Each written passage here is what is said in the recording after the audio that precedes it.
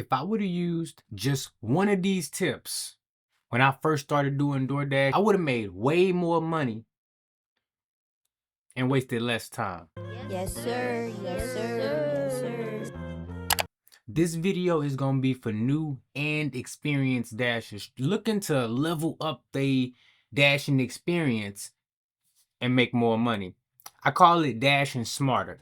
Now look, you gotta stick around to the end of the video because I'm gonna be giving you a bonus tip on how to maximize and make the most out of your DoorDash experience. Starting off with number one, do not accept every single order. If you've been watching this channel, then you already know how I get down. No tip, no trip. Be very selective when you out there. A lot of DoorDash drivers are under the misconception that you have to take every order that comes to your phone. And this is especially for my new drivers out there. Trust me when I tell you, you want to use that decline button. You want to get familiar with it. It's an easy early mistake thinking that you have to take every single ping, every single ding that comes to your phone. You absolutely do not. Low paying, high mileage orders, they drain your gas, they drain your time, and they drain your mental fortitude. So you want to stay away from them. Start thinking about how much you can make per hour, not just per delivery. Number two, declining orders is not punishable.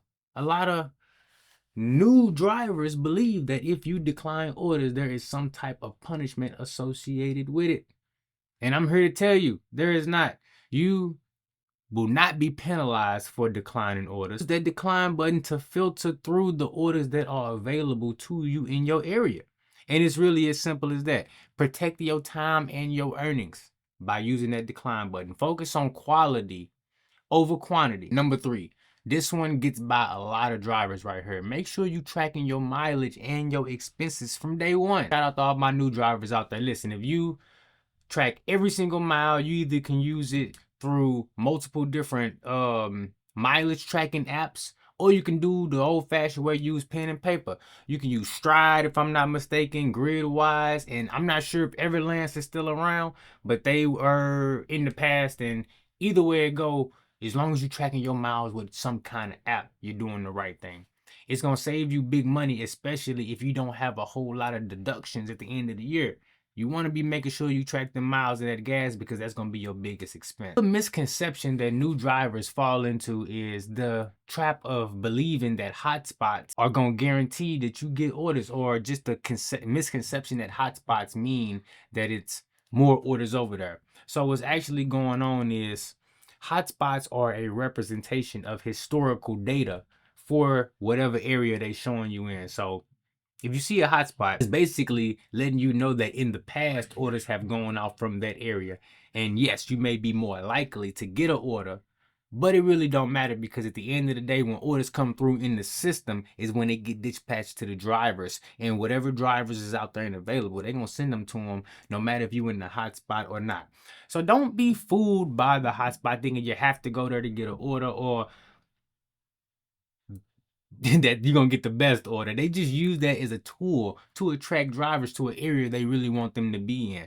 So it could be an area with a lot of low paying orders, an area where it's a lot of long wait times at merchants, and they just want you to be over there and be ready to facilitate them orders. Learn which areas make you the most and in the least amount of time, and that's where you want to focus and stick to those areas. Number five, know which restaurants are worth your time. This is a huge one for new drivers out there too, because there's gonna be a lot of places that you go. The pickup is they gonna be right on time with it. As soon as the pickup time ready, you're gonna get that message in the app. They're gonna be like, yep, go ahead and pick up that order.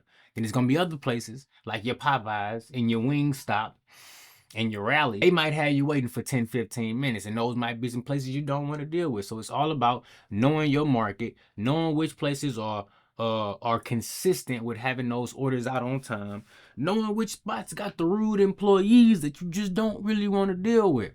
You know, save time by avoiding the people that waste you time. Number six, all my new drivers out there, if you get an order $6.50 or more and it's going 2 miles, 3 miles or less, let's just say 3 miles or less, it might have a hidden tip. Well, what is a hidden tip? A hidden tip is when the customer has tipped a certain amount, but DoorDash is showing you a lower amount. You may be asking yourself, why does DoorDash do this? Well, a multitude of reasons, but the thing that you new drivers need to focus on is $6.50, 3 miles or less, there is potential for that order to go up. It could go up by 25 cents. It can go up by $25. But the point is, if you focus on these kind of orders, you are increasing your profitability and your chance to make a higher dollar amount than what's showed on your app. High-end restaurants and large orders are a good sign that you might be in for some hidden tip activity.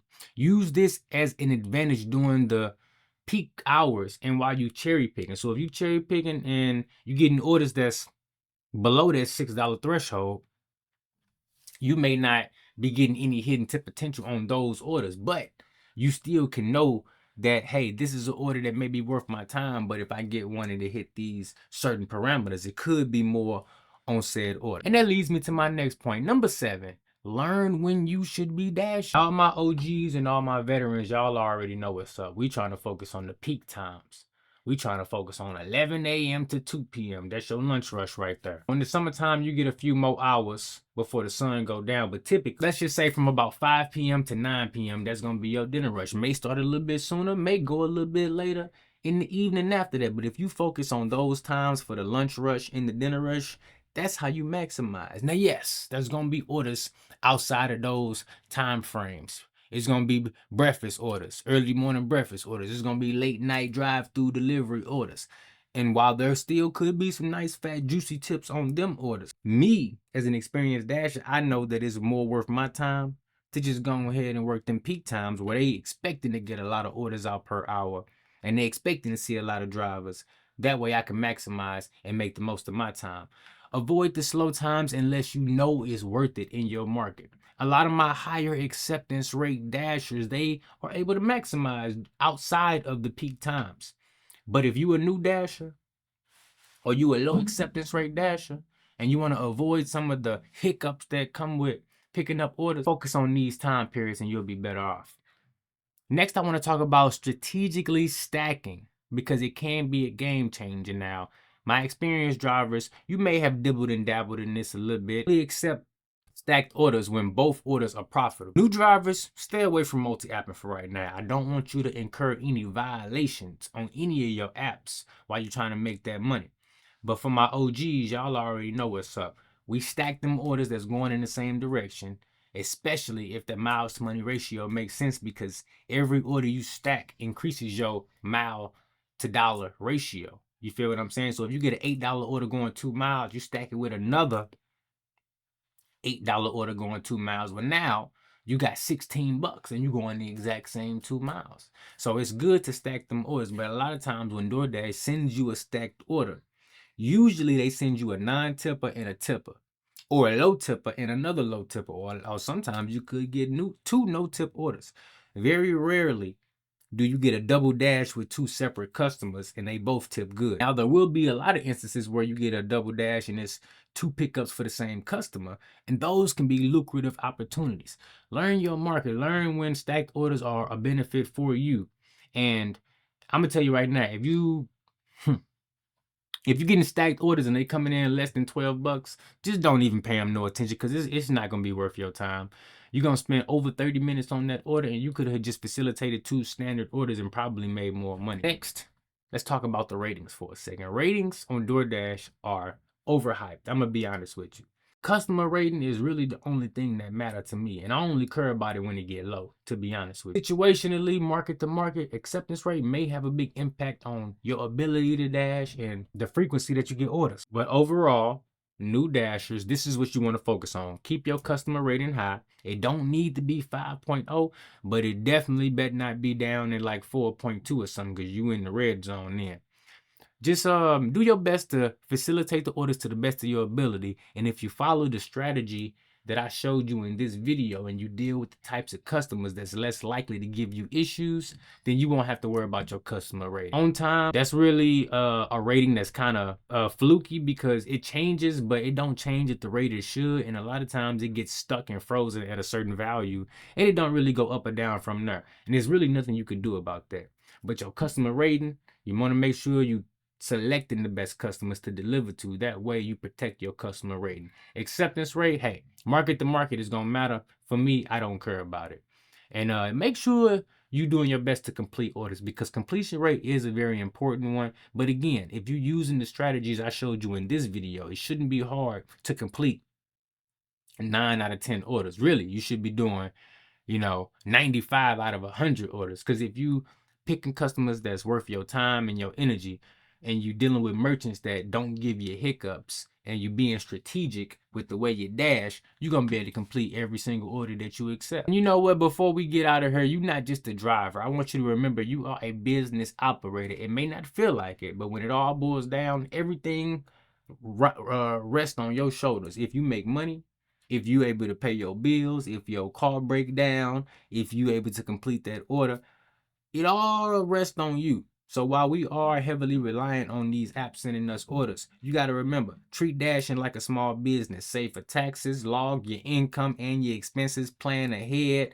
again. Think about being efficient when you out there. This ain't just a hustle. It's a hustle, but you can hustle it like a business, and you can make it super efficient if you know what you're doing. Encouragement. So when you out there, you can make your money, and you can know, hey, I know exactly what I need to be doing. I need to be focusing on these orders.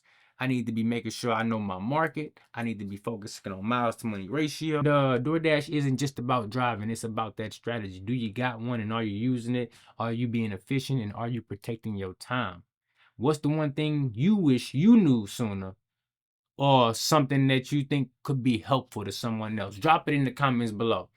And if this video has helped you at all, or if you just found it entertaining, do me a favor. Hit that like and the subscribe button. Turn on them motherfucking notifications. I post real advice for dashers when I can. A lot of times I'm just entertaining y'all ass. But it's all good though, look. And why certain zones are straight up just trash. Stay tuned for that video, and I'll see you then. I'm out.